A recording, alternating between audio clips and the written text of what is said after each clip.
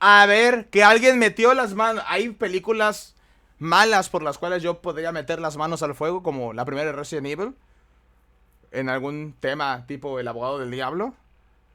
Pero la amenaza fantasma, a ver, a darle. En defensa de la amenaza fantasma, hostias.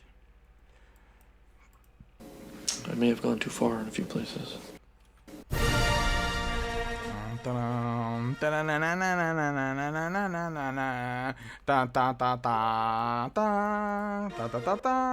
el R3 Remake, ese pinche juego ni rejugándolo lo pude disfrutar. Dios, como Capcom pudo chingarse la mejor bow. Dicen que van a dar una actualización que cambia drásticamente el Resident Evil 3 o un otro remake. Dicen. Yo que los de Resident Evil, te juro, hago otro remake. Pero ahora bien, no, porque todos les han salido clean.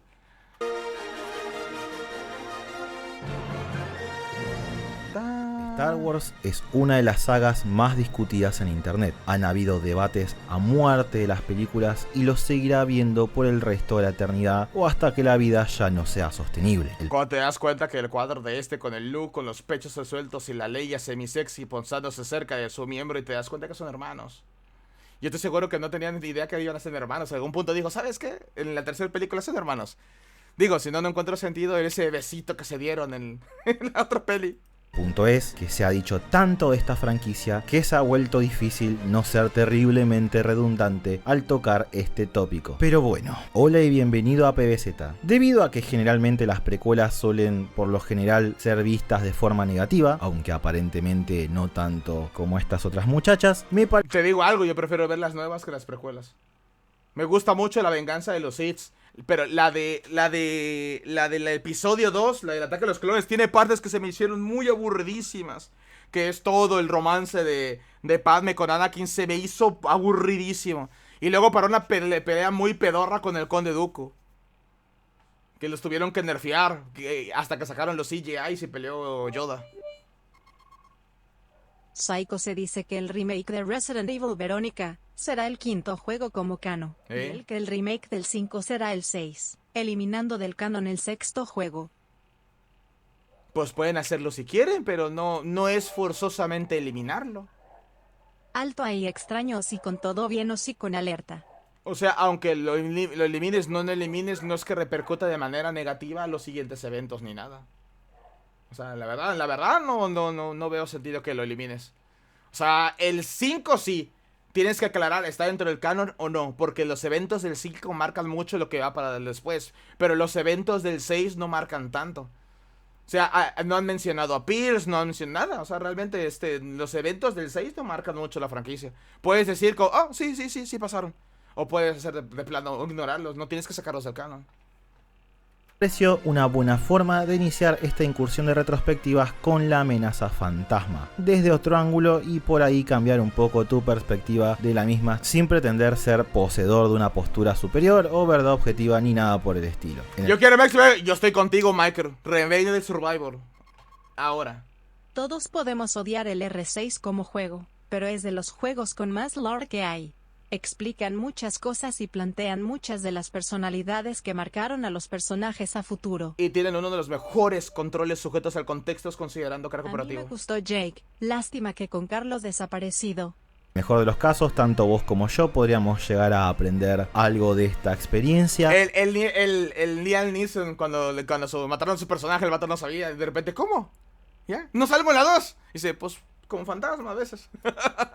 Entre mi video y tu comentario, y en el peor de los escenarios, cada uno mantiene su postura y seguimos siendo ambos felices. Sin más preámbulos, iniciemos hablando de los por qué que envuelven a la amenaza fantasma, y quién sabe, tal vez en el camino puedas comprender las razones por las que, si te soy honesto, no creo que esta película sea tan mala ni la peor de la trilogía. Y sí, antes de que me lo preguntes, vi los videos del señor Plinkett.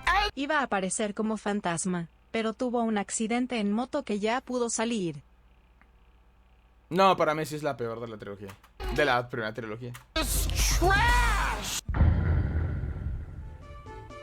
Así como la epistemología reflexiona sobre el contexto histórico de las diversas producciones de conocimiento científico, creo conveniente que nosotros hagamos lo mismo con episodio 1. Empecemos por lo obvio. La amenaza fantasma estaba destinada a ser rechazada desde un inicio por muchos. ¿A qué me refiero con esto? Bueno, a que claramente esta es una película con falencias significativas. El mismo George Lucas te lo puede decir. Falencias, es una puta clase de economía hecha película, no te la mames. I may have gone too far in a few places. Pero hay que entender que también es muy factible que jamás cumpliera con las expectativas de los que ya eran fans de la saga. Pongámonos en el lugar del fan de una historia. Entiendo la parte de que es precuela y que tienes que construir todo lo que los fans ya eran y puede ser un proceso lento. Pero no, pero a ver, ¿cómo cojones me explicas a Jar Jar Binks y a la clase de economía? Que por 20 años estuvo imaginando Sí, ahí no me toques los huevos. su cabeza cómo serían estos legendarios 3 episodios que le habían prometido. Sí, y se acuerdan, vimos esa gran película llamada Fanboys Sí, conmigo. tiene a Jar Jar Binks. Es chinga tu madre Jar Jar Binks o si con todo bien. Ustedes ya los eduqué y ya vieron a mi lado Fanboys y ahora tienen esta historia.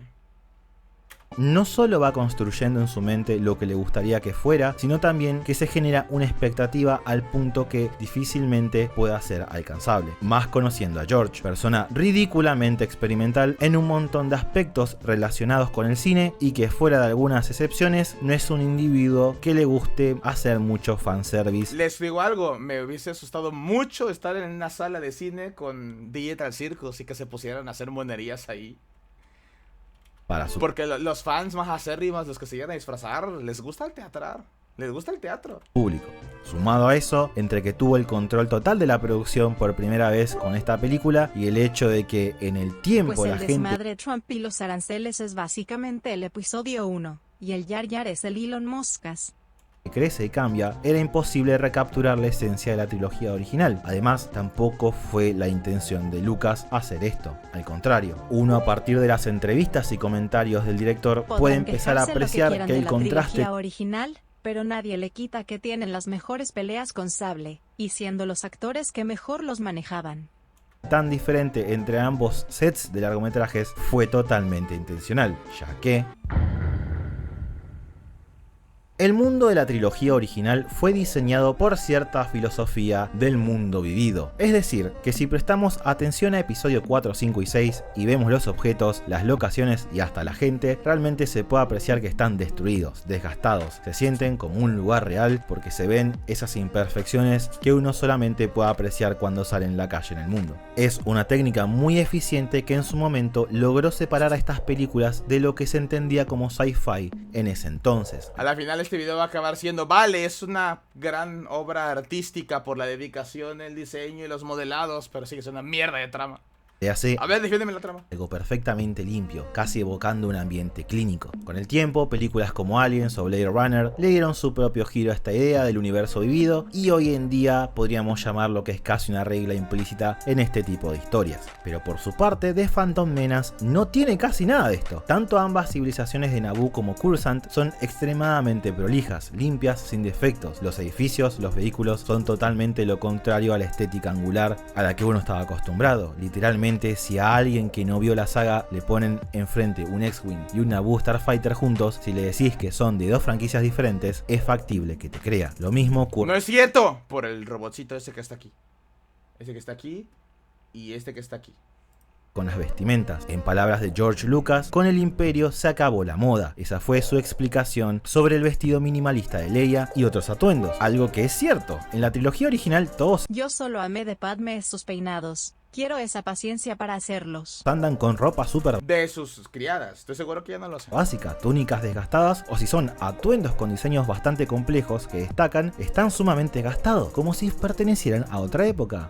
Un diseño como el de la reina Amidala simplemente no encajaría en el Imperio Contraataca, Una Nueva Esperanza o El Retorno del Jedi. Esto puede ser alienante, pero no intrínsecamente negativo. De hecho, es una cuestión temática conectada con el rol de la trama del episodio 1 en la saga. La amenaza fantasma visualmente trata de mostrar a la galaxia bajo el control de la República como tiempos de paz. Está deliberadamente exponiendo a la audiencia a, podríamos decir, un tiempo más civilizado y próspero. An elegant weapon, but civilized age.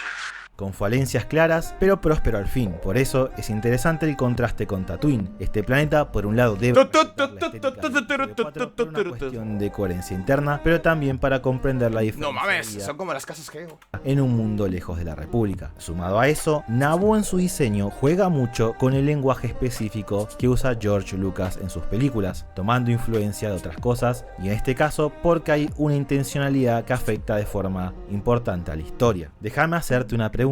¿De quién trata la historia de The Phantom Menace? Jar Jar Binks. Ah, no. Trata sobre Padme De y el hecho, pueblo de en Naboo, Clone Wars se ve que Padme usa pelucas. visto a través de los ojos de dos Jedi, algo dicho por el mismo director. Pero el conflicto de Naboo no solo es central para episodio 1, sino que es clave para el desarrollo de las precuelas e incluso toda la trilogía original. Es por eso que las influencias que se toman para crear visualmente este mundo no deben ser interpretadas como meramente estéticos. Hay toda una cuestión temática de fondo. No es casualidad que muchas escenas de Naboo fueron filmadas en Italia, siendo prácticamente todos los interiores tomados en el Palacio Real de Caserta. Pero además está el tema de que todas las locaciones están basadas en una combinación de diversas arquitecturas mediterráneas, en especial de las helénicas. De aventureros, ¿quién ve una zona completa llena de terrenos bonitos donde colocarles? Y dice, sí, voy a colocar mis cimientos en esta montañita y el desfiladero de esta otra montañita.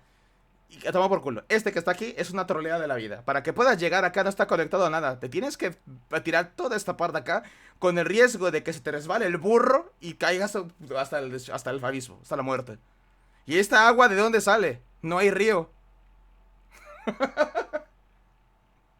¿De dónde cae? Aquí está el río, por ejemplo, para las caídas del agua. Y esto se debe a que uno de los pilares principales Pues llegan en naves. Sí, llegan en naves y la gasolina. precuelas de Imagínate las naves guiadas por los cristales Geiger. of the Rome Empire de 1964, una película dirigida por Anthony Mann. Al que me haga una pregunta, la fuerza lo hizo. Gran respuesta. Estamos en Star Wars. Aquí la fuerza es un gran guionazo para todo lo que necesites. ¿De crees que salió Obi-Wan? Rome has existed for 1,000 years. It is time we found peaceful ways to live with those you call barbarians. For over 1,000 generations, the Jedi Knights were the guardians of peace and justice in the Old Republic. Como su título indica y podemos ver en la pantalla, Oigan. ¿Y los caballeros de la Vieja República? ¿Qué pedo? Ya van 2 años de que anunciaron el remake. la película es citada visualmente en episodio 1 y esto se debe a que en las precuelas hay todo un puente temático y paralelismo entre su historia y la caída de Roma. Pasa básicamente lo mismo. En la película están celebrando la victoria de Naboo frente a los separatistas, pero lo que en verdad no saben es que están celebrando el Cuando tienes los caballeros aquí, va. Se lo comieron los gatos. Claro que tienes los caballeros de este lado. Tienes que ver algo interesante en lo que intentes analizar la amenaza fantasma.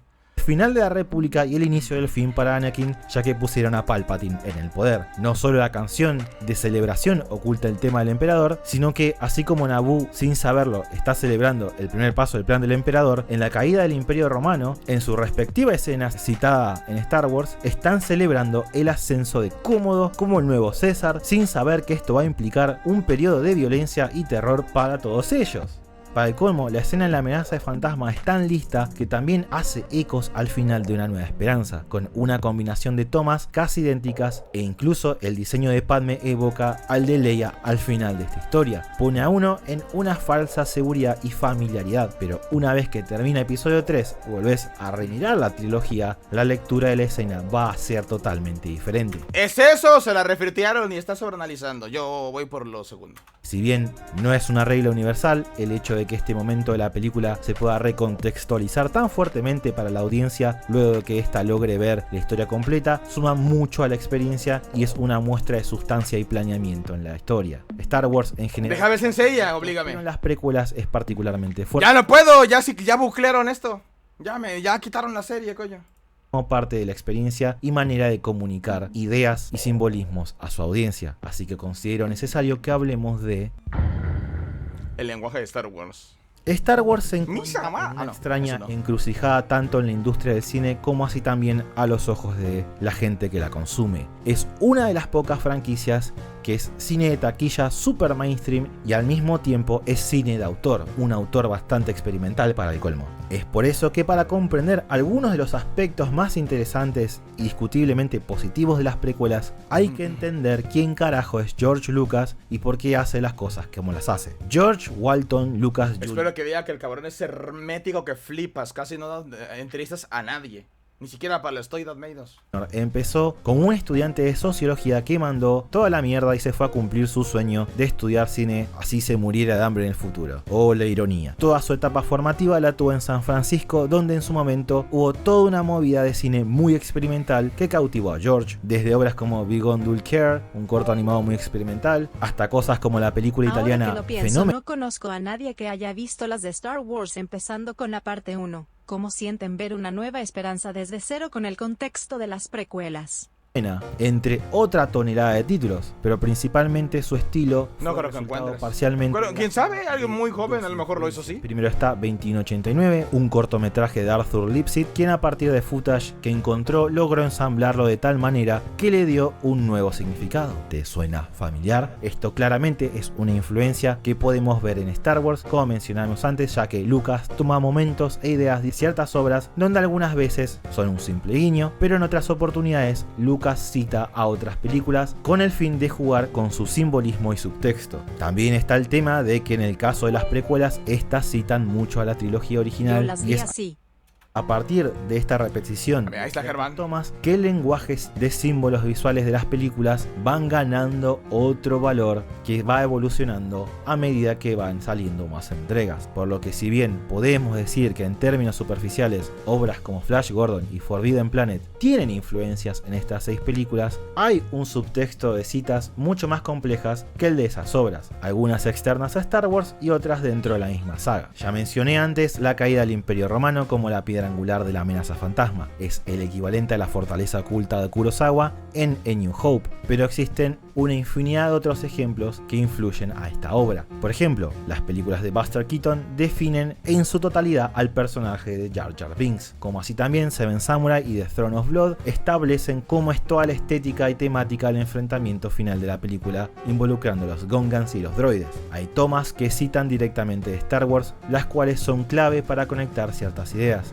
Aquí le decimos plagio. El hecho de que episodio 1 cierra con Qui-Gon Jinn en un velorio de fuego en un sentido totalmente opuesto a cómo Luke ve a Vader no es casualidad, literalmente establece que al morir el mentor de Obi-Wan fue el momento en el que el ciclo de caída de Anakin comienza, ya que Qui-Gon era lo que Anakin necesitaba en ese momento para poder crecer como un Jedi totalmente diferente y que no cayera al lado oscuro. Aquí le decimos refritos. Ciclo simbólicamente termina una vez que Vader muere en paz al poder redimirse salvando a su hijo y matando al emperador. Me gustaría que pusiera música de anime como otros youtubers. La musiquita que te pone fondo está chingona, pero siento que necesito un brandy. La musiquita suena así como que estuvieras aquí escuchando de cine con un brandy, así. Podríamos decir que una escena abre el ciclo y la otra lo cierra. Temáticamente, en este sentido, episodio 1 es la película de las precuelas que tiene una mayor conexión con ¿A poco no? la trilogía original. Es literalmente el génesis de absolutamente todo. La aparición de Anakin, el comienzo del fin para la República, el inicio del plan de Palpatine e incluso el momento en el que el nacer de Vader se vuelve algo inevitable. Por eso es importante entender que muchas veces se trata de algo más que un guiño. Sí, o sea, de mamador no, yo pensaba de ebrio sofisticado. Sustancia y otro significado. Por eso cuando este director tira el legendario meme de Again, it's like poetry, so if they rhyme, every stanza kind of rhymes with the last one. realmente es algo que tiene sentido e impacto real en su arte. Es la forma en que él piensa y filma su historia. Sí, de cierta forma no es justo pedir a la audiencia que sepa de, no sé, teoría de cine soviético con el que estuvo obsesionado George y al cual le vive haciendo callbacks, pero sí es importante entender que a diferencia de la opinión popular, George Lucas sabe mucho de cine. Por ahí no hace el cine convencional. Ah, no, eso nadie se lo duda, el cabrón sabe. Con el que uno Pero a ver, todos tienen errores. no se sienta a gusto. Pero de ahí a decir que no sabe dirigir una película o que no sabe componer tomas es un error importante. Como en toda película, siempre hay una ¿Esto es un intencionalidad refrito? detrás de todo. No. Se ha pedido de él que John Yo soy un refrito. Tú serás un refrito en algún momento, pero en este instante no es un refrito. Para el que esté viendo el refrito lo lamento, pero es que es confundido. La gente sigue haciendo eso. Entiendo que estés confundido, pero sí, estás viendo un refrito. Ustedes no están viendo el refrito. La persona que está viendo esto, cuando sea un refrito, va a ser un refrito, pero ahorita no es un refrito. Pero lo será, algún día, quizás. Pero el refrito no, ahorita no. Williams integró un coro en The Duel of Fates para que cada vez que escuchemos esas voces en algún soundtrack, como en The Great Duel, la canción con la que combaten Anakin y Obi-Wan en episodio 3, supiéramos que todo es parte del plan de Sidious. El hecho de que sus tomas no sean convencionales o incluso Spielbergianas se debe a esa búsqueda que tiene el director del realismo, de vender un universo vivo. Lucas sigue un estilo de cinema verité, traducible como cine de realidad, es decir, en Star Wars y en todas las películas de Lucas, muy rara vez vas a ver tomas preparadas para verse cool o badass. Lucas trata de capturar en la cámara la historia de tal forma que parece un documental, inspirado en los trabajos de Jim ¿Me estás diciendo Clow. que lo que nos hacían creer que creíamos lo que creíamos? Correcto. ¿Habrá qué? Como 60 Cycles ¿Quedó duda o qué? Intermedé. Dios, creo que maté todos esos nombres. Piezas audiovisuales claves en la formación del creador de Star Wars. Entonces, si todo esto está presente en la película, si existen intencionalidades y subtextos y la que incluso enriquecen a la trilogía original, ¿por qué The Phantom Menace es rechazada por tanta gente? Incluso por muchos de aquellos que les gustan las precuelas. Bueno... Dentro de las precuelas, The Phantom Menace es acusada de ser la más aburrida por tener mucha carga política, pero al mismo tiempo ser la más infantil. Primero y antes que nada hay que entender que episodio 1 trabaja en duetos. Su historia trabaja en dos niveles y la forma en que puede ser consumida por la audiencia también puede ser de dos maneras totalmente distintas. Digo que la trama de la amenaza fantasma trabaja en dos niveles porque por un lado tenemos lo de yay, aventura y espadas y memes, pero por otro lado está el aspecto político trabajando en un segundo plano.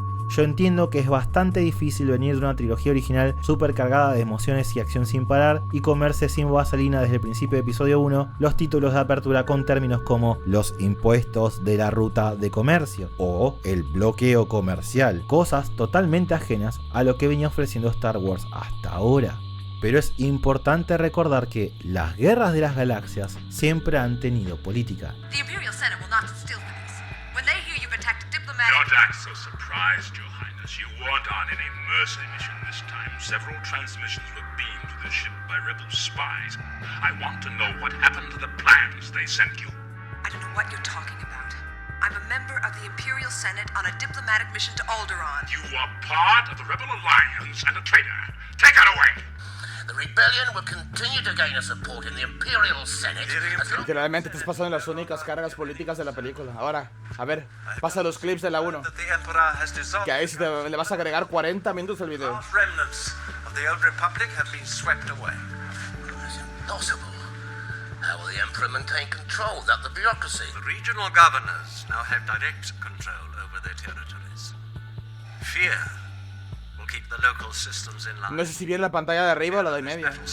Si bien en pequeñas dosis, estas simples líneas fueron lo que implicó mucho más sustancia en el trasfondo de la trilogía original, y sin ellas, estos episodios de la saga tendrían algunos de los mismos problemas que las secuelas poseen en relación al contexto político inexistente en la historia. Pero claramente en las precuelas, y en especial en La amenaza fantasma, hay un cambio en ese balance de acción política. En estas películas, la acción sigue siendo la protagonista, pero ahora la política tiene un lugar más prominente.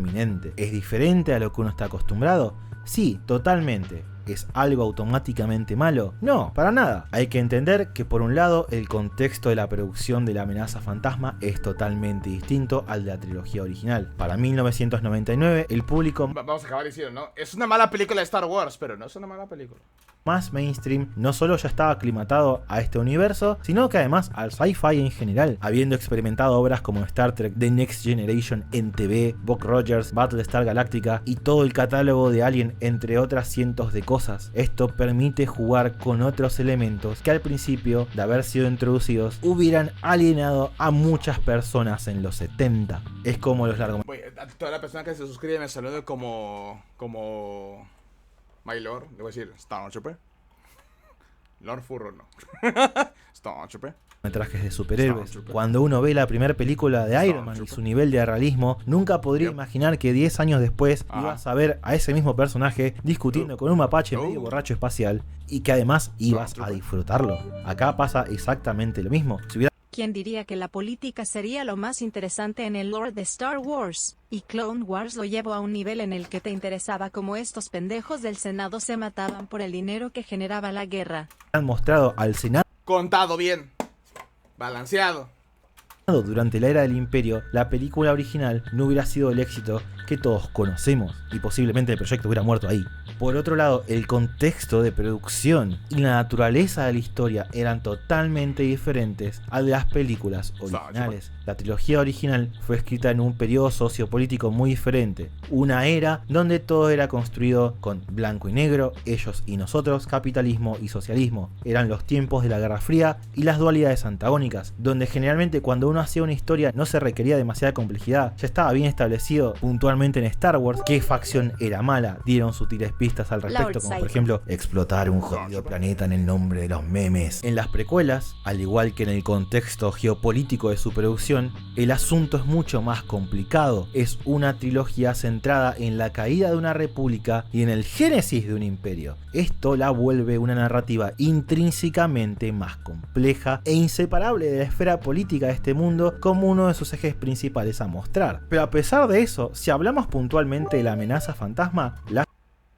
En Andor hay política. Ella es la mejor serie de Star Wars que he visto. las escenas políticas son bastante interesantes y no muy complejas. Y hay partes que sí se acapara bastante, ¿eh? Hay partes en las que por un momento, de hecho lo comenté cuando la vimos, que nos olvidamos de Andor y está muchísimo con el tesorero ese que tienen ahí la cubierta dentro de la resistencia, que acapara bastante el tema político, y la millonaria que desviaba fondos. Se trata de ver cómo el aparato burocrático que maneja la república no permite eficiencia del gobierno ante tiempos de crisis, cosa que pueden probar al momento de no poder ayudar a Naboo, todo orquestado por Palpatine para mostrar una debilidad en el canciller, puesto que casualmente él quería. Es una propuesta muy potente la que plantea la película en ese sentido. Es una idea gris. Sí, claramente el imperio es algo negativo, trágico inclusive, pero esta película deja más que claro que Palpatine puede lograr subir al poder porque en sí mismo el aparato democrático que compone la república está lleno de falencias que dieron origen a su caída. Ya no estamos hablando de buenos y malos tan demarcados. Para el colmo, a pesar de estas ideas bastante potentes, tampoco se puede decir que la política es tan invasiva dentro de la trama. Si bien está presente y dispersa en diálogos a lo largo... Tan invasiva, perdón, pero es totalmente invasiva. No es absoluta.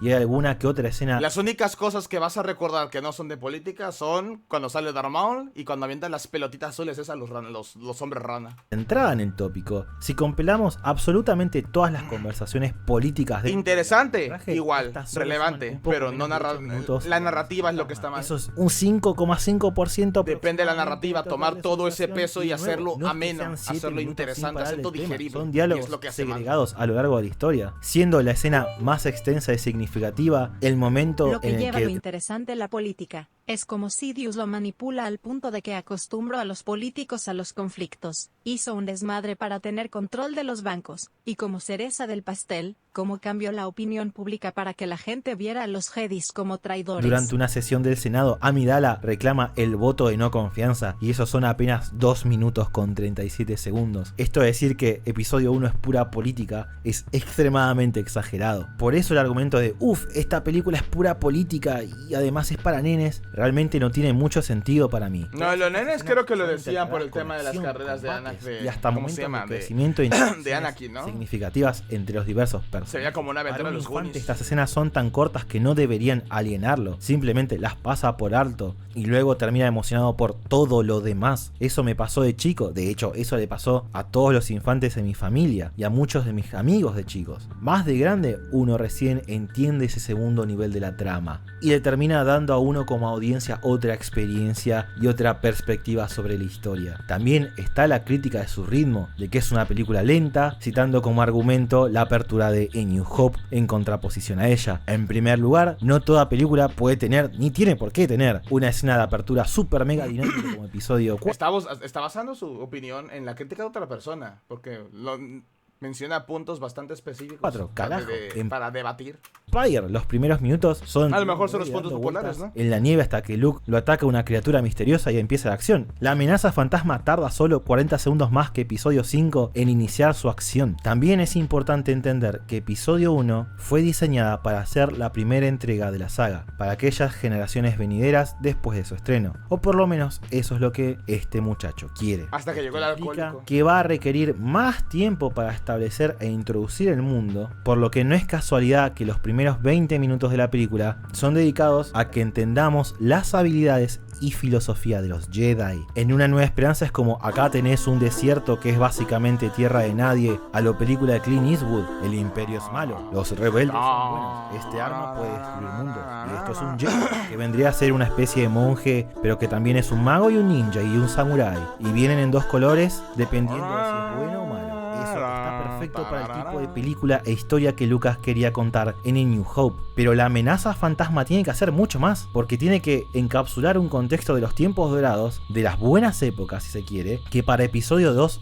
ya se van a ir desvaneciendo. Tiene que además mostrar un sistema político con falencias y sus consecuencias, y ejemplos de problemas que traen dichas falencias. Por otro lado, tampoco basta con la explicación del monje ninja de la cuarta película. La amenaza fantasma requiere mostrar Monje el sistema ninja. complejo Me gustó cómo lo describe. jerarquías, sus creencias, las posturas opuestas a sus códigos, porque va a ser un elemento central a criticar en la tesis final de la historia. Aparte, La construcción New Hope tiene a Harrison Ford que es bien sensual. Le da bonus. Oh, sabes que ya se parece a te lo resumo así nomás.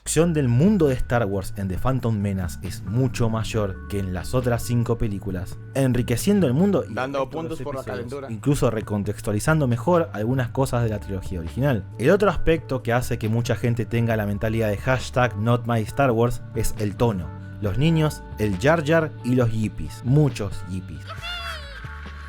Y sí, esta precuela posee un tono y una actitud un tanto más infantil. Es totalmente cierto e innegable. Episodio 1 es más infantil que el resto de las películas. De nuevo, explícitamente diseñada de esta manera y para nada siempre algo que sea soy puntos por automáticamente buen malo. fanservice La mala de recepción Ubu. de esto tiene que ver con dos cosas. En primer lugar, tenemos esta falsa noción de que Star Wars en los 80s era 100% darks y seria. Si es así, no creo que Toddy, una marca de leche chocolatada, hubiera hecho una propaganda utilizando esta franquicia. La princesa, ahora a fuerza de Bobby, será solo mía. ¡Mía! ¡Villano, defiéndete!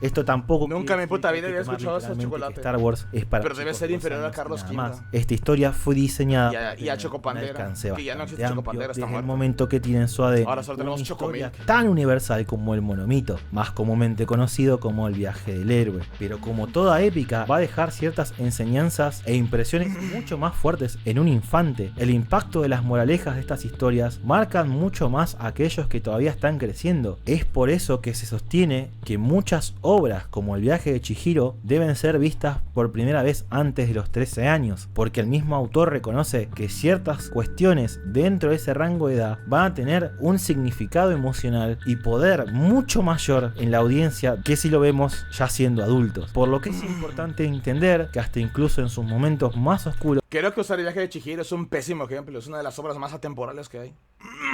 estas 6 películas son tanto para él como para su hijo. El segundo problema recae en el orden en el que se consumen las películas. Episodio 1, 2 y 3 son, como todos lo sabemos, precuelas. Nunca mostré el viaje de Chihiro. ¡Pum! Oprime botón, se abre una tarima y cae. Amancín. Es Y decir, se enfrenta al monstruo ese de la tercera película. secuelas que cronológicamente ocurren en el pasado. Eso debería implicar mínimamente sostener la tonalidad de las películas estrenadas previamente. Es difícil hacer una regresión en... Sí, de hecho, rever cosas que vimos en YouTube. Lo comentaba hace tiempo, lo comenté con la de He-Man. La de He-Man, la serie animada, me encantaba de niño. La intenté ver cuando iba a salir Revelations para según yo estar a tope y no pude, aburridísima. Son esas que te ves y dices, puta madre, cómo me gustó esa mierda. Incluso tratando de emular el espíritu del Dragon Ball original, GT evitó ser un calco exacto del humor de esta serie y mantuvo muchos elementos más serios que vinieron con la era de Z en la historia. Star Wars debería seguir la misma lógica, por algo las precuelas son eso, precuelas. Pero para variar, George Lucas dijo: me cago en tu teoría literaria, Maki puto, y estableció que el orden correcto, entre comillas, para ver las películas es el numérico. Entonces la experiencia cambia totalmente. De golpe, el tono se siente incorrecto, como si la saga hubiera dado un paso para atrás si uno viene de ver la trilogía original. Pero si uno ve las películas en el orden que Lucas quiere, se puede apreciar un crecimiento orgánico del tono y la seriedad como parte de una narrativa que se va oscureciendo y madurando episodio a episodio. Eso no lo puedo discutir. Es una cuestión. Eso no lo puedo discutir. Realmente no hay forma de hacer que alguien que vivió primero la trilogía original y años después vea las precuelas no tenga este impacto y rechazo con el tono y estilo de Phantom Menace. Pero es un problema que aquellos que crecieron con la segunda camada de películas en general no van a sufrir. Pero lo más importante es entender el porqué de las cosas, más allá de que nos gusten o no. ¿Por qué la amenaza fantasma decide tener ese tono mucho más, entre comillas, infantil? Simple, contraste. Las precuelas cuentan la historia de una tragedia, de un héroe caído, de la muerte de una democracia, donde hasta vemos el asesinato de niños en masa. El episodio 1 sirve para generar influimos, no vemos muy fuerte con Revenge of the Sith y los subsecuentes mata muchachos de hacer en las grabaciones, pero niños no vemos. La victoria de Palpatine, creciendo la historia con la audiencia en el proceso. Pero bueno, a pesar de todo esto hay ciertas cosas que repelen a parte de la audiencia que tenemos que discutir. Sobre las personas y el evento. La gran crítica de los personajes de las precuelas es que, en contraste con los personajes de la trilogía original, carecen de carisma y actitud que uno podría encontrar en un Han Solo o una Leia. Básicamente, los personajes de las precuelas se sienten estériles, algo que es cierto, aunque tiene sentido dentro de la historia, porque todo gira en torno a los Jedi, una organización dogmática de monjes y políticos. Pero lo que nadie nota, o por lo menos trae a la mesa, es que en el cast de la amenaza fantasma hay dos cartas salvajes y muy emocionales, y una de ellas es Anakin. Anakin tiene un rango de emociones enormes dentro de esta película. Es cauteloso, explota de felicidad cuando debe hacerlo, se sorprende, es curioso y hasta se enoja. El problema de que uno no se puede vincular tanto con el personaje tiene que ver con la performance de Jake Lloyd, pero no es culpa de él. Lucas no es el mejor director de actores del mundo, y a eso se le sumó que Jake era un chico de 8 o 9 años. Onda, mirá lo que hacía en el set mientras esperaba que lo llamaran para grabar. Estaba jugando con arena, es literalmente un niñito. Esto para una filmación implica muchas dificultades. Es muy difícil encontrar actores menores que realmente puedan actuar bien. Literalmente están aprendiendo a hacerlo de trabajo en trabajo. No todos nacen siendo una Dakota Fanning en La Guerra de los Mundos o un Leonardo DiCaprio en What's Eating Gilbert Grapes. ¡Ey, Macaulay Culkin! Es totalmente entendible porque George lo eligió. La cara de Lucas cuando Jake audicionó lo dice todo. Era todo lo que buscaba y mierda que buscó. Anakin fue el último personaje en ser casteado 5 meses antes de empezar el rodaje. Uno podría hacer la discusión, y muchas veces lo es, de que Anakin debería haber sido introducido ya como un adolescente crecido, similar a como estaba en episodio 2, o por lo menos tener ya unos 13 o 14 años y siendo un Jedi. Y es como que, no man, no, es el punto de la historia. La idea, el punto de Anakin en esta película es mostrar a alguien muy inocente. Y no hay nada más inocente que un infante con muy buena voluntad que, para el colmo, en sus orígenes es muy humilde, un esclavo. Y creo personalmente que si hay algo que Jake Lloyd logra hacer en la película, a pesar de todo, es vender esa inocencia del joven Skywalker. Anakin es un personaje bueno que ayuda a desconocidos cuando los necesita, que tiene sueños de libertad, que posee temores tan fundamentalmente humanos como el no volver a ver a su madre. Todo esto vuelve terriblemente trágico que pasemos de esto. Mom, you say the biggest problem in this universe is nobody helps each other. Carajo, el niño Anakin te hacía creer de verdad que ese niño A en un esto. futuro se convertiría en el mayor conocido de la galaxia.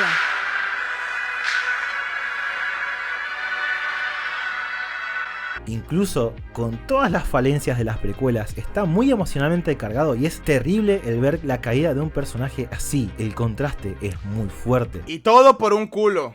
Bueno, también le mataron a su mamá.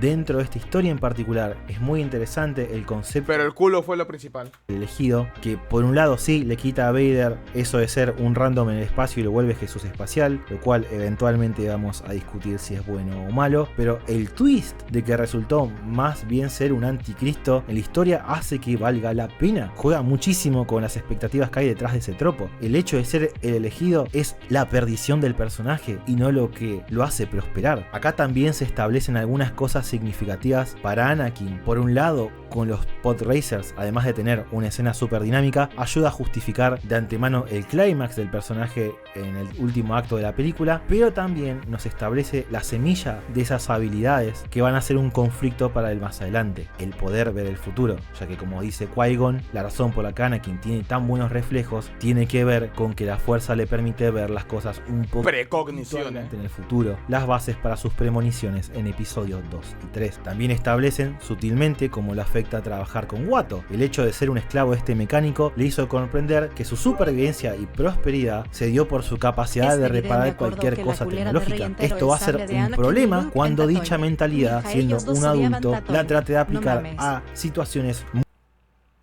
Entonces de Anakin y Luke en Tatooine.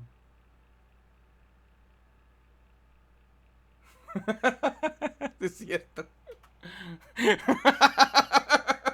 No lo había pensado, mucho más complejas de su vida, como tratar de evitar la muerte en sí mismo. I can help. I can fix anything. Life seems so much simpler when you're fixing things. I'm good at fixing things. Always was. Sometimes there are things no one can fix. Anakin en The Phantom Menace, en el papel, es un gran personaje, tiene grandes habilidades junto a falencias que la película dejan bien claras y que van a ser su perdición. Literalmente, sus skills van a ser su perdición, y aunque ahora sea puro de corazón, tiene muchas imperfecciones que en el futuro va a tener que enfrentar, siendo el más importante el no poder dejar ir las cosas. Estoy viendo el culo. Su madre, problema tan grande que literalmente hizo que el Consejo Jedi se negara a entrenarlo, porque el chico es una bomba de tiempo. Y la única razón por la que logró entrar a la orden, una bomba emocional. Obi-Wan amenazó con irse a la mierda y entrenarlo de todas formas, por lo que hubiera sido una bomba de tiempo que para el colmo el Consejo Jedi ni sabría dónde estaría. La orden no aceptó a Anakin, fue forzada a hacerlo para poder tenerlo bajo su control, y esto también tiene consecuencias en la actitud del chico y en la forma en que percibe a sus pares. Mira que te hayan grabado cuando firmas tu primer contrato como actor y te conviertes famoso, y de repente ellos empiezan a explotar el niño, y ahora el niño actualmente bueno, no sé, ¿qué hace el niño actualmente? Me gustaría pensar que es algo bastante inteligente en el guión, si me lo permiten decir. Lo que realmente restringe al personaje fue una suma de cosas. Los diálogos bastante pelotudos que el mismo Jake Lloyd no quería decir porque le dan vergüenza de lo cliché que eran, o también el tema de la pobre dirección de Lucas, en el caso puntual acá de no tener una experiencia de trabajar con actores pequeños, y finalmente de que acá en el medio hubo unos padres y managers que podían llevar al trato de hacer tierno el romance psicópata, y que Padme no sabe rechazar a las personas sin tener ropas reveladores, y que le gusta los loquitos psicópatas. Chico a castearse en cualquier lado porque tenían contactos, y por eso no pusieron más garra en el entrenamiento de Jake como actor, fue lo que terminaron cortando las piernas del personaje e irónicamente también la breve carrera y hasta cierto punto vida de este pobre actor. Y antes de que lo menciones, y sí, sé que también está el tema de que construyó a Threepio, pero prometo que lo vamos a discutir en otra instancia en el futuro. Ahora no de es el hecho, momento. Obi-Wan también por poco se salía de la orden por un culo. Ok, toca hablar de los Jedi. Empecemos con una pequeña crítica superficial: la ropa. Si bien adoro... ¿Se acuerdan de los Caballeros del Sol? De Rick y Morty. Como que ya tiene sentido que tengan que hacer ese sacrificio para que no hagan pelotudeces por un culo, ¿no? Icónico atuendo de estos monjes espaciales, claramente se están inspirando en el traje de Obi-Wan Kenobi de episodio 4. Pero, si uno mira las escenas en Tatooine, todos tienen esta ropa. Onda, Owen no es un Jedi y se viste con una túnica igual. Todos utilizan este tipo de vestimenta. A lo mejor era un Jedi, ¿tú qué sabes? Además de que no tendría sentido que Obi-Wan se mantuviera oculto usando las ropas más icónicas. ¿Tú no me mataré por un culo? No, yo estoy casado. Aunque por eso están salvados. Lo venimos arrastrando desde Empire Strikes Back con el traje de Yoda, pero no importa, así es la vida. Pero por cuestiones como esas que me duele 10 veces más que la producción no fuera con una estética más apegada a los concept art de lo que eran los Jedi. Mira ese traje, papá. Después está el tema realmente importante que tiene que ver con que están rotos en términos de power levels. Es interesante esto. En las siguientes precuelas sí va a ser un problema más visible, pero puntualmente en The Phantom Menace esta problemática está más en los droides por ser muy débiles y tiene sentido. Se supone que son de primera generación, algo muy experimental y poco sofisticado en este punto de la historia, donde incluso uno puede ver en lo que tardan en responder. Ya para episodio 2 son un tanto más avanzados al punto que empiezan a tener pensamientos un poco más independientes. Solo para hacer ¿Quedas chistes. con Anakin? Si tenías a Ewan McGregor al lado, digo, a Obi-Wan, quedaba más. Pero ya le gustaba Saturn City y Popcorn. En el contexto de episodio 1 considero que es una buena forma de mostrar a los Jedi como guerreros. Podemos verlos pelear sin que rebanen a nadie vivo. Recordemos después de todo la intencionalidad del tono de la película. Pero además, para alguien que vio la trilogía original, esto es una sorpresa porque en una primera vista genera una gran incógnita. ¿Cómo puede ser que un ejército de estos guachos haya sido extinto por estos robots para episodio 4? Necesito seguir comprando tickets de cine durante 2 películas más. Además también, por una cuestión de drama, están los droidtecas, que en esta película presentaban una verdadera amenaza para los personajes. Onda, siempre los evitan y escapan de ellos. El problema real respecto a los poderes que tienen los Jedi es la inconsistencia de estas habilidades. En la trilogía original es cierto que nuevos poderes se van introduciendo, pero narrativamente tiene sentido, porque Luke es un usuario en crudo y por eso va descubriendo sus habilidades poco a poco. Además, cada vez que... En Leia, ella vuela por el espacio como una madrina cósmica y se mete ahí en la nave diciendo, pues, echen paja. Una habilidad sale de pura suerte, no solo que la vemos utilizarlo de una forma más refinada en otras instancias futuras de la historia, sino que además incluso en algunos casos vemos cómo lo pule con el entrenamiento. Las precuelas muchas veces esto no pasa. Hay habilidades que se van a ir agregando que solo van a durar en una escena y no las vamos a volver a ver nunca más en las 3 películas. En la amenaza fantasma puntualmente estoy hablando del Force Speed. Es un problema porque en las películas solo es usado en esta instancia y nunca más. Y hubiera sido súper útil en el clímax contra Darth Maul y las puertas láser. Obi-Wan, teniendo en cuenta esta primera escena escapando de los droidtecas, debería haber sido capaz de rushear y estar al lado de Qui-Gon luchando, pero no lo usó porque la trama lo demandaba. Pero pibicita en un... Tuvimos una pelea una compañera y yo. Ella le gustaba un buen Anakin, bueno el actor y yo dije que al menos Anakin era mecha corta y medio imbécil. Mientras Obi-Wan primero era de su edad, era político, no era mecha corta y era Ewan McGregor sí con alerta. Estamos hablando de episodio 1 y episodio 2. Explican que no importa, esto es algo que la película debería haber justificado. Porque no sé, o sea, ¿qué edad tenía tu amiga? Dentro de sí misma, no es una cuestión menor, está vinculada con el cierre final de esta historia, que para el colmo es un evento que es sumamente importante para lo que es la saga en general. Por otro lado, la crítica fuente al rechazo a los Jedi tiene que ver con que son bastante distantes y carentes de ciertas emociones y por extensión carisma, comparados con personajes como el Obi-Wan o el Yoda de la trilogía original, y ni hablar de Luke. Pero ese es el punto, los Jedi no son héroes perfectos ni tan idealizados como uno esperaba. Son un dogma religioso que ha perdido su esencia. Se han distanciado emocionalmente de aquello que deberían proteger. Obviamente, y de cierta episodio forma 2 y 3. Si era un compañera de carrera, está haciendo medicina interna de especialidad y Popcorn. Qué bueno, porque como si me hubieses dicho episodio 1, te hubiese dicho denúnciala y que no se acerque a los niños. Esta es una de las causas fundamentales de su perdición. Si bien Palpatine manipuló el asunto, la forma en que esta secta piensa y se maneja a través de su código va a aportar mucho a la caída de Anakin al obligarlo a negar sus emociones. Puntualmente, en esta película vamos a ver esta superposición de ideas representadas en un joven Obi-Wan con una mirada muy dogmática que carece de la mentalidad crítica y más abierta de su maestro. Esto se ve perfectamente en las formas tan diferentes en que perciben al joven Skywalker. Qui-Gon ve el potencial del chico para hacer el bien, mientras que Obi-Wan, en su mentalidad Jedi tradicionalista tan distanciada de las emociones, hacen que clasifica al pobre esclavo literalmente como una forma de vida inferior. Y es de hecho por cuestiones como esta que Obi-Wan fracasa como un mentor para Anakin, porque vemos desde el principio que lo entrenó en un camino tradicional que alejó al chico de todo aquello que Qui-Gon le dijo en Tatooine que debería realmente abrazar en su aprendizaje. De hecho, esto es muy literal. En las pocas enseñanzas que llegamos a ver de Qui-Gon hacia Anakin, la mayoría fueron contradecidas por Obi-Wan, y no es porque el personaje sea malo, sino porque no pudo ser crítico con las falencias de la Orden como lo fue su mentor. Feel, don't think. Patience. Use the Force. Think. Es más, los Jedi están tan alejados del camino que han perdido la espiritualidad en sus enseñanzas, reduciendo a la fuerza a un conteo cuantitativo de los midichlorianos. Sí, esta es la función de estas bacterias. Se supone que te tienen que incomodar, se supone que no te tienen que gustar. Creo que las bacterias no fueron mencionadas en otra película, ¿o sí? No, en la 2 creo que también.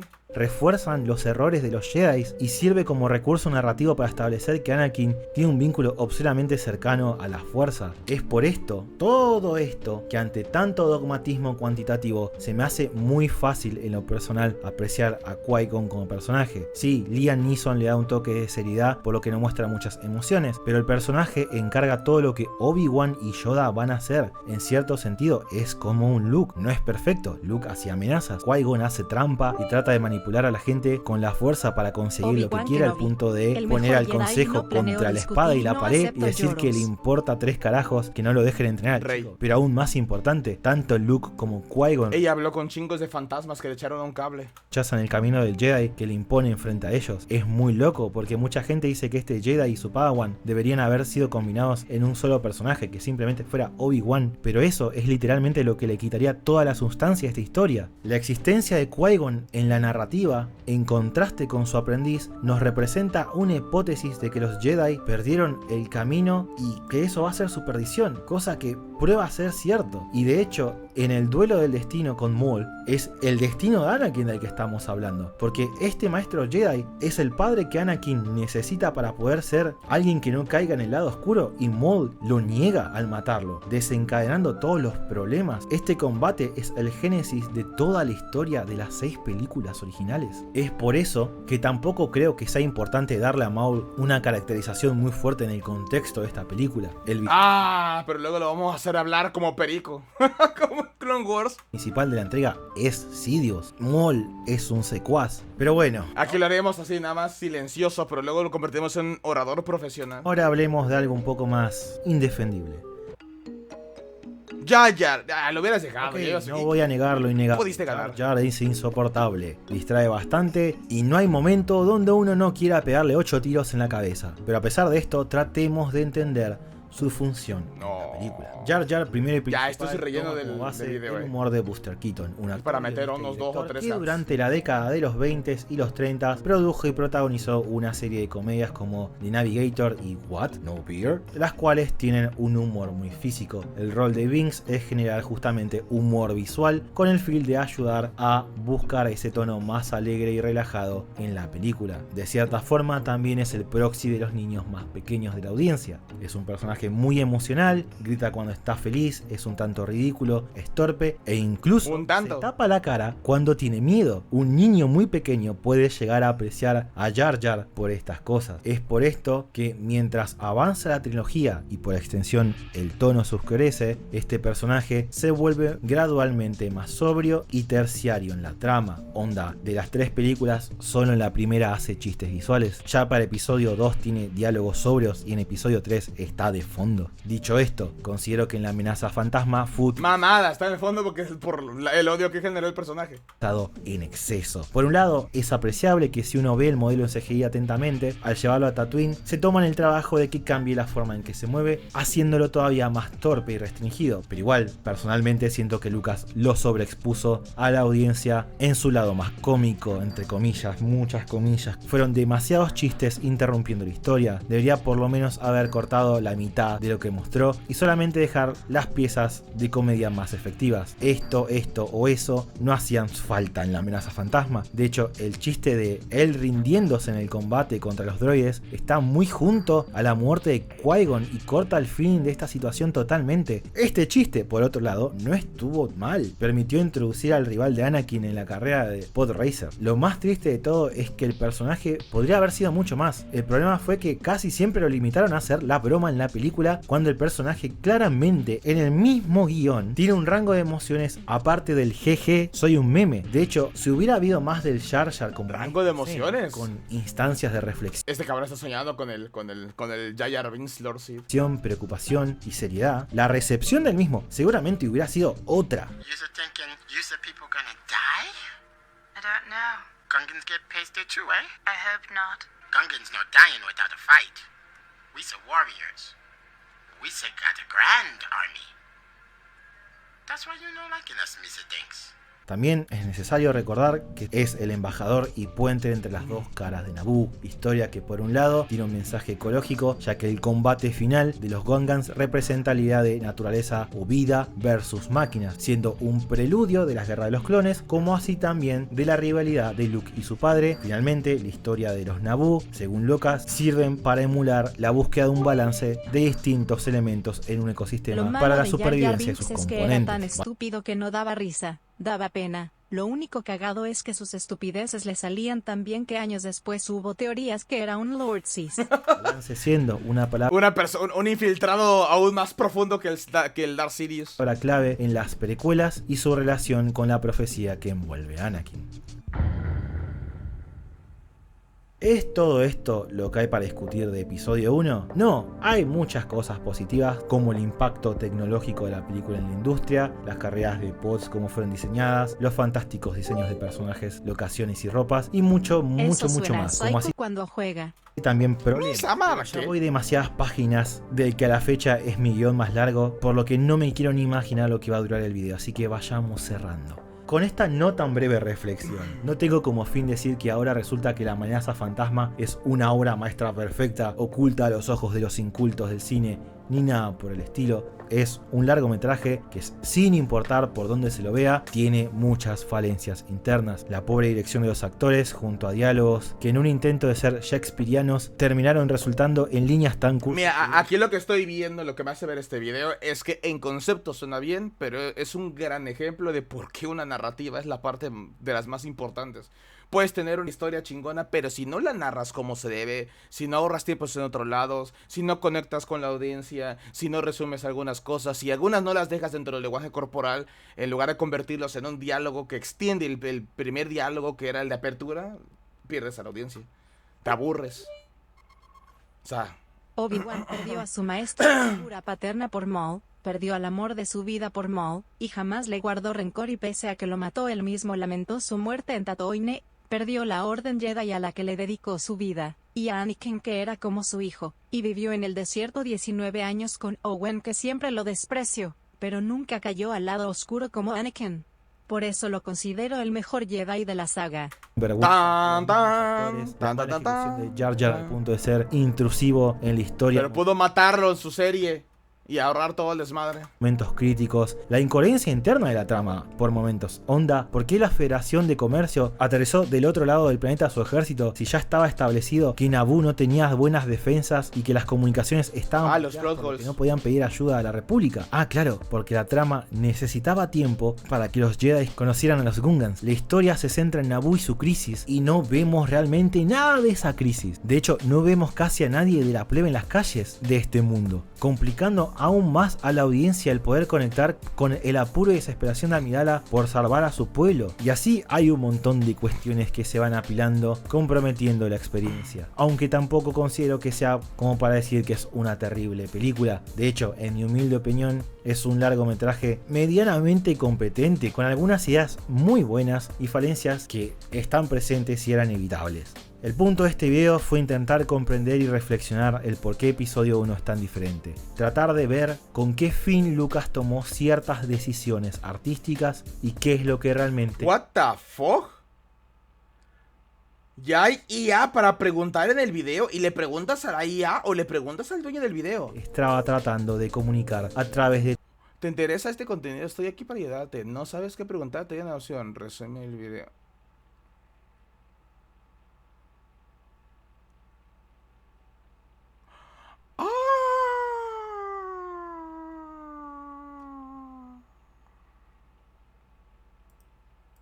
todos los recursos propios del medio del cine a su audiencia. En un sentido, espero que este video, si no te gusta esta película, te permita apreciar alguna de las ideas y el subtexto detrás de ella. ¿En las mías sale? ¿O es algo que tienes que habilitar? A ver, espérame. Y enriquecer Star Wars de una manera distinta, aunque no te gusten. De hecho, está perfecto que no te gusten, es totalmente entendible. Y si ya eras fan o simplemente te agradaban las películas, hey, espero haber ayudado a que las puedas apreciar. ¿Ves, Gaby? Esa es la actitud.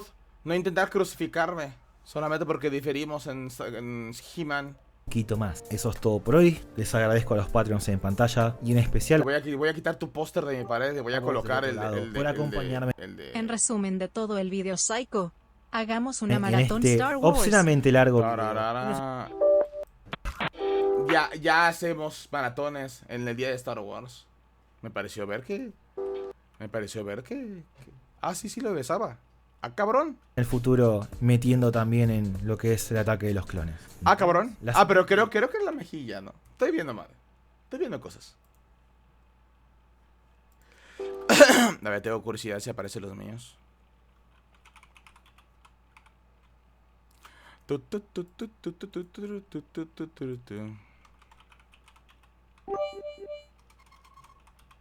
Mejor aún, hagamos un maratón de Ewan McGregor o Harrison Ford Pride Uhu.